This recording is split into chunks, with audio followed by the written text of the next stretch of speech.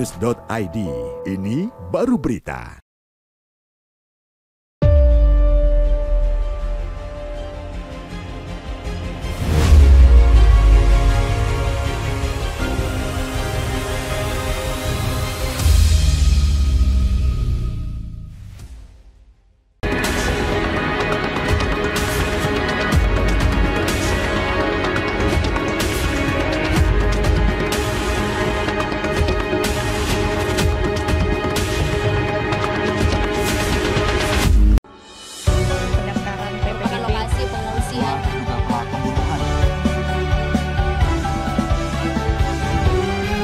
Terima kasih yang masih bersama kami di Morning News, dan sekarang kita langsung ngobrol-ngobrol ya bersama God Bless. Wih, Karunia Ilahi. Karunia Ilahi. Lama-lama jadi populer juga panggilan gue nih, berubah nih. Ya harus berubah. Gara-gara lu dari sama dia berdua nih. Langsung dipatenkan ya sama Om Andri. Iya, benar-benar. Iya, sehat Om? Alhamdulillah. Luar biasa. Ustaz Solmed kopinya dicopot nih. Belum dicuci, Pak. Mirip ya. Buat lebaran kita cuci. Mirip ya, benar-benar ya. Mirip ya. Mudik Om? Kayaknya belum tahu nih. Iya. Jangan tanya mudik lagi. Kan katanya mudik sekarang lagi krisis nih, turun. Iya. Bapak kan mudiknya ke Rawa-Belong. Nggak usah nunggu lebaran sebenarnya. Lah iya. Tiap hari mudik ya. Tiap hari Jauh, mudik. Pak, jalan kaki tuh. Iya. Nah ini kan pas mau lebaran ada yang rame-rame nih. Yaitu timnas Bahrain. Bukan. Ini Pak, pertandingan kriket India lawan Bangladesh. Jauh banget. Iya. Sekitar 500.000 orang di Amerika akan dideportasi, Pak. Iya, betul. Apa kaitannya sama lebaran ya? Dia nyesel kayaknya kesini. Mudik. Pulang kayaknya dia. Iya. Oke, Om, ini soal ormas nih. Iya. Karena ormas ini lagi rame ya. Betul. Banyak isunya lah. Iya, tahun mengemuka nih. Soal apa namanya? Palak-palakan, punglian, terus minta THR lagi, apa namanya, berkedok THR tapi ternyata pungli, gitu. Dan itu mau diamankan oleh pihak kepolisian kan. Nah ini juga ternyata ramai juga nih ormas. Kemarin ribut juga, bentrok. Nah ini ada lagi di Bekasi, ada anggota ormas yang ribut di Dinkes ya. Iya. Itu gimana Om ceritanya? Ya emang persoalan ini tiap tahun ya. Betul. Itu setiap mau lebaran pasti ada. Pasti ada. Nah, kalau kita bicara ormas, tapi kita mestinya ngelihat dua sisi ya. Kalau ormas itu kan ada organisasinya, lembaganya, ada orangnya. Nah, dalam konteks ini kan orang, pelaku. Kalau, oknum. Betul. Kalau organisasi itu, kalau kita merujuk pada undang-undang tentang ormas ya, kalau nggak salah itu bisa dikoreksi, itu pasal undang-undang nomor 13 2017 ya. Itu sebenarnya tujuan fungsinya mulia itu. Iya. Nah, mereka itu untuk pemberdayaan masyarakat, menjaga norma nilai dan segala macam. Tapi memang dalam realisasinya itu orang-orangnya ini. Nah, di sini kuncinya adalah ya pembenahan dari internal mereka. Iya. Tapi sebenarnya kalau untuk masalah THR itu nggak wajib sebenarnya, Pak ya. Karena ormas memang nggak ada kaitannya dengan minta THR dengan mungkin perusahaan di sekitar area mereka. Karena memang ya kalau si perusahaan itu bilang ya kontribusinya apa. Jadi kasarnya kalau THR gua akan ngasih ke karyawan gua gitu. Karena kontribusinya kan jelas. Kalau ormas kan apa. Tapi memang di satu sisi perusahaan ini benar. Gitu. Nah, tapi kalau kita melihat masalah THR ini, nah ini sebenarnya itu kalau memang si orang ini dengan perusahaan itu mungkin kenal, nggak ada unsur paksaan, sukarela, ya itu lain lagi. Tapi kalau udah ada unsur paksaan, intimidasi, ini masuknya pelanggaran hukum, Pak. Nah di sini fungsinya kalau menurut saya sih perusahaan itu nggak usah takut, lapor aja ke polisi, Pak. Jadi selain efek jerah, jadi untuk meluruskan fungsi ormas itu sendiri.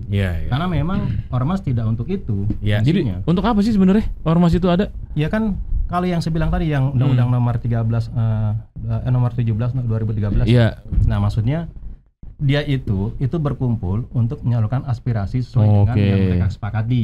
Nah, kemudian memberdayakan masyarakat, menjaga nilai, norma di lingkungan segala macam. Artinya aktualisasi lah penyaluran segala macam. Tapi untuk hal yang positif. Betul, tapi kan yang tadi saya bilang realisasinya adalah orang-orangnya.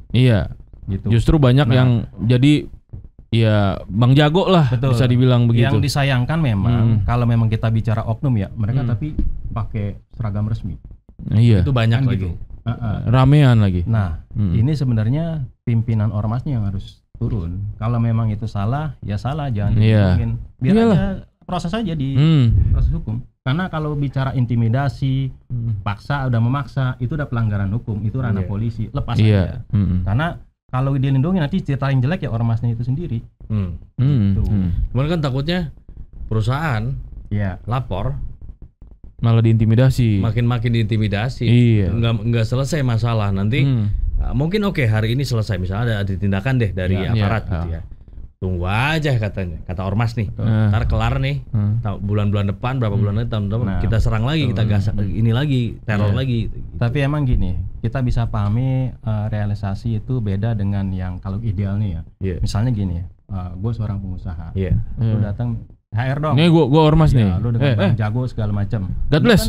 THR dong. Nah, gitu. Lu kan sekitar gua nih. Iya. Kalau gua melapor polisi, lalu gimana terus? Ntar takutnya nggak tindak lanjutin. Intimidasi gua semakin teror. Iya. Udahlah, nggak usah ini selesain. Mau nggak mau kan? Iya. Akhirnya. Shortcutnya tuh shortcut ya. Cara cepat. Nah, kalau kata orang kita, ntar lu jadi tuman. Tahun besok lu minta lagi. Iya pasti. Nah, lah kan tahun kemarin juga gitu. Ada tiap tahun kan. Kalau menurut gua di sini ketegasan kitanya perusahaan nih, ketika kita nggak ada memang nggak mau ngasih ya, misalnya gue nggak niat mau ngasih karena gue punya kewajiban lain atau keuangan gue lagi bermasalah, ya udah mohon maaf dengan bahasa yang bijak ya, enggak. Tapi ketika lu udah maksa terus ngintimidasi, itu pelanggaran, lapor polisi. Nah kalau kan sekarang udah zaman canggih ya, handphone tinggal lu rekam aja, viralin ya, lapor polisi, bukti udah ada. Nah, sekarang biar viral, baru gerak tuh tangkap dah. Kalau nggak gitu, ya nggak selesai. Kalau dikasih besok akan ngasih lagi, Pak. Iya. Dan ini nggak cuma intimidasi ke perusahaan atau lembaga atau instansi, kadang-kadang personal juga banyak, apalagi di perumahan-perumahan. Iya kan? Betul. Perkara bangun rumah, naruh pasir aja, ini ada ongkosnya nih. Ada. Iya kan? Buat naruh barang. Kalau dari dia keamanan. Iya, keamanan di pasir, kalau nggak besok hilang. Iya, gitu. Benar. Tapi kalau misalnya gini, bata. Misalnya lu ormas. Gue pengusaha di lokal lah ya. Gue kenal lu, akrab, lu juga kadang bantu ngontrol segala macam. Gue pengen ngasih, punya duit nih. Nah, persoalan. Beda cerita. Iya, lain. Tapi ketika aku nggak mau ngasih, lu nggak mau tahu, lu paksa, nah itu udah masalah. Iya. Gitu. Iya. Artinya kan ini semakin meresahkan, dan skala lebih besarnya lagi, ini membuat investor asing tuh nggak mau invest di Indonesia, nggak mau bikin pabrik di Indonesia. Nggak mau bikin perusahaan, nggak usah jauh-jauh gitu deh Om. Misalnya kayak kita ada nih misalnya di daerah A gitu ya. Nah terus kemudian kita mau ini nih bikin usaha lah, warung makan atau toko kelontong di situ. Tapi kalau kita dengar suara di sekitarnya, jangan di sini. Banyak banget ini pungli-punglinya. Kita juga nggak bakal jadi ya. Nggak bakal mau. Ngapain gitu. Banyak premannya nih gitu. Pada akhirnya Om gitu kan, ormas tadi sama dengan preman. Nah itu yang jadi persoalan. Iya itu. Makanya sebenarnya ini sebenarnya ketegasan kalau menurut gue 3 pihak ya. Yang pertama kita sebagai pengusahanya, lu tegas kalau udah dia melanggar lapor polisi. Yang kedua polisi harusnya ketika ada persoalan itu respon cepat. Yang ketiga dari pihak pimpinan ormasnya, ini kan anggotanya udah melanggar tidak sesuai dengan tujuan organisasi, sikapi. Nah 3 pihak ini, nah mungkin memang realisasi yang terjadi ya. Kalau kita masuk ormas kan tujuannya untuk yang tadi itu yang gue bilang, untuk memberdayakan masyarakat, terus kemudian menjaga norma, mengadvokasi diri segala macam yang positif ya. Tapi masalahnya yang kita masuk ini harus dibenahi lagi. Kita masuk ormas tujuannya apa? Nah sekarang tanda kutip ya, kadang orang berpikir gue nyari untung buat gue pribadi nih. Gue masuk ormas gue dapat apa? Nah itu yang harus dikoreksi. Jangan sampai gue masuk nanti gue dapat apa. Harusnya gue masuk di sini gue bisa. Jadi ormas itu sebenarnya lembaga profit apa non profit sih? Nah sebenarnya itu non profit Pak kalau ormas. Nah ya berarti kan nggak harus ngarepin keuntungan dong. Nah masalahnya di sini bicara program itu kan butuh biaya ya. Betul butuh biaya. Di sini kan ormas kalau menurut gua nih ada, kita bedakan ya, ada yang resmi tercatat, ada yang enggak. Nah kalau yang resmi itu dia ada akte pendirian, ada struktur organisasi, ada ADART dan terdaftar ke pemerintah. Kalau yang enggak resmi dia hanya perkumpulan, tuh bukan ormas namanya. Nah di sini kalau menurut gua, kalau yang resmi dia tuh ada anggaran sebenarnya. Ada 2 pemasukan utama dia. Yang pertama itu hibah dana pemerintah, itu yang memang resmi ya. Yang kedua itu dari iuran anggota. Nah yang ke jalan ini itu kebanyakan iuran anggota. Nah malah sebaliknya, gue dapat apa nanti kalau masuk. Nah di sini jadi problem sebenarnya. Itu realisasi yang terjadi ya. Nah gitu, Pak. Sesuai dengan fungsinya tadi berdasarkan undang-undang, pernah nggak itu dilakukan? Karena ya, fungsi ormas tadi untuk menegakkan norma-norma dan lain sebagainya. Menurut aturan nih pendirian ormas tujuannya, fungsinya, pernah nggak dilakukan? Kalau misalnya mereka sebenarnya ada yang mereka lakukan, misalnya menggelar kegiatan bakti sosial, kayak gitu-gitu, segala macam itu ada. Cuma masalahnya ini mereka yang ada faktor tanda X tadi. Di luar itu anggota ini kan harus di apa ya, untuk dihidupi juga, Pak. Karena kita nggak bisa pungkiri ya, sebagian besar mereka kan nggak semuanya itu yang memang sudah punya kesibukan kerja segala macam. Ada juga memang serabutan segala macam. Nah, itu juga mereka berhimpun membuat suatu organisasi melaksanakan kegiatan kan harapannya kan mendapatkan uang gitu. Nah itu beda kalau misalnya iuran anggota itu berjalan lancar ya kan dari uang situ. Tambahnya mungkin kita bisa kreativitas kerjasama dengan lembaga lain. Gini, Om. Nah itu bisa. Yang bisa saya simpulkan adalah ketika pengen bergabung ke ormas, artinya Bapak Ibu udah siap secara finansial. Gitu ya. Harusnya gitu. Iya kan? Ya, jadi paling enggak yang fundamentalnya. Iya. Jadi lo siap dulu nih duit lo nih gitu. Jangan lo nyari duit di ormas gitu. Iya kan? Bahasa cablaknya begitu. Iya, begitu ya. Nah, oke, biar clear gitu. Iya, betul ya. Kasarnya begitu. Jadi masuk ormas ini karena memang pengen giat. Ya, pengen giat, pengen aktualisasi diri, pengen menunjukkan nilai sosial yang tinggi gitu kan. Karena kan ormas ada yang sifatnya bukan hidup dari ormas ya. Bukan hidup dari ormas. Nah, yang akhirnya jadi begini. Iya, jadi begini. Kan ormas macam-macam ya, ada yang sifatnya budaya. Nah, mungkin bagi yang ingin mengembangkan budaya di situ. Iya, betul. Nah, cuman kan ormas yang sekarang yang lebih menonjol dia keamanannya, lebih keamanan, pragmatisme segala macam. Iya. Jaga lapak, iya kan. Nah, ini yang repot nih. Kenapa polisi mungkin sungkan untuk menindak kalau ada kesalahan dari anggota ormas, akhirnya berakhir damai, besoknya terulang lagi. Karena memang mereka itu juga jaringannya ke sana. Artinya mungkin polisi untuk membina mereka segala macam. Tapi kalau menurut gue ya, ketika itu udah salah melanggar aturan ya tindak. Kalau enggak ya jangan, kita tetap bina. Itu, Pak. Tapi kan ada juga misal ormas terafiliasi dengan kekuasaan yang akhirnya ya udah. Nah, itu kita bisa berbuat apa? Itu jaringan itu tuh. Iya. Ya kita tahu di sini banyak ormas yang pimpinannya ada di lembaga kekuasaan. Kayak semacam dewan pembina. Dewan pembinanya, entah apanya. Nah, harusnya di situ profesional aja. Anggota ini melanggar ya udah biarin aja sikat di lembaga hukum. Ya karena nanti akan mempengaruhi nama baik ormasnya. Iya kan. Dan itu juga kan jadi akhirnya presiden buruk juga gitu ke masyarakat. Tapi emang peduli ya? Bodoh amat kayaknya, anteng-anteng aja. Ya maksudnya apa? Enggak pusing enggak pusing dengan nama baik apa kalau realitanya kejadian terus gitu loh. Entah di mana. Entah itu pungli, entah itu tiba-tiba orang hajatan digeruduk, orang pada makan padahal nggak diundang, catering udah dihitung kan buat undangan. Itu kadang inilah. Itu problematika tuh. Iya. Itu persepsi. Ini realita ya. Realita persepsi sama motif di kita. Kadang gini. Di siapa? Di Bapak kali? Di masyarakat kita pada misalnya gini ya. Dia ngajak-ngajak. Gini, gua WA dulu gitu ya kalau ngajak ya. Intro dulu gitu ya. Gua pengen gabung karena merasa gua ntar jadi aman nih. Gitu. Karena ormas ini ditakutin. Nah ada juga yang begitu. Iya benar. Gitu. Jadi pengen gagah-gagahan. Pengen gagah-gagahan. Supaya nanti yang motif mencari keuntungan ya, dapat duit penghasilan ya selain itu. Benar. Dengan seragamnya jadi gagah-gagahan juga gitu yang jadi persoalan. Jadi apa sebaiknya kan kadang seragam menentukan ego kita ya. Iya. Menurut lo gimana? Patut gak? Udah nggak usah pakai loreng lagi nih kalau ormas nih. Ya seragam biasa aja. Polos. Menurut lo itu. Iya. Warnanya biru. Jadi kan gak ada lagi kayak Bang Jago nih. Iya. Warnanya biru dongker atau biru muda kan bagus ya. Efek psikologis ya. Iya. Secara psikologis. Iya. Biasanya begitu yang kita lihat pakai loreng dia gayanya luar biasa. Jadi gaya-gaya semi militer mungkin ya. Tapi kalau ditangkap polisi ciut juga sih. Iya. Kayak berapa waktu yang lalu di Taman Literasi kalau nggak salah ya. Di Blok M nih. Blok M. Mau ngonten ceritanya. anak-anak muda tiba-tiba disamperin orang. Nggak boleh, dilarang lah sama. Harus izin dulu sama kita. Kita ormas ini bla bla bla segala macam. Padahal apa wewenangnya gitu loh. Ini kan lahan punya negara, pemerintah daerah. Ruang publik itu, Pak. Gitu. Kenapa begitu kayak yang punya wilayah gitu loh. Ini kan jadi meresahkan, membuat situasi menjadi tidak kondusif. Setelah diklarifikasi bla bla bla akhirnya diamankan, minta maaf juga tuh akhirnya kan.